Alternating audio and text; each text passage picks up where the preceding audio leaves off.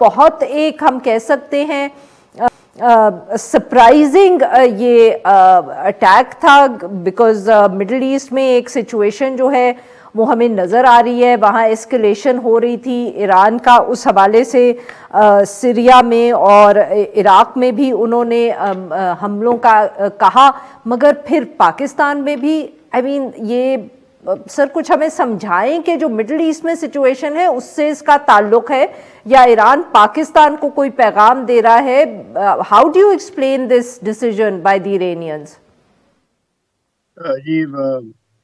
یعنی آنیسٹلی اور frankly speaking یہ جو میسائل اور ڈرون اٹیک ہوا ہے کل رات کو ایران کی طرف سے ہمارے پنجگور کے علاقے میں، یہ ایک ٹوٹل سرپرائز تھی اور کوئی اس کو ایکسپیکٹ نہیں کر رہا تھا، خاص طور پہ اس لیے کہ دونوں والے کے درمیان چینلز آف کمیونیکیشن اوپن ہیں۔ کل کو ہمارے وزیر اعظم صاحب کی ڈیووس میں ایرانی فارن منسٹر سے میٹنگ ہوئی، اور کل ہی میرے خیال میں اف آئی ریممبر کریکٹلی یہ اسٹریٹ آف ہرمز میں پاکستانی اور ایرانی نیوی کے جوائنٹ ایکسرسائز ہوئی ہے، اور ویسے بھی ہائی لیول پہ وزٹس ہو رہے ہیں۔ ریسنٹلی ایران کا جو اسپیشل انوائے آن افغانستان ہے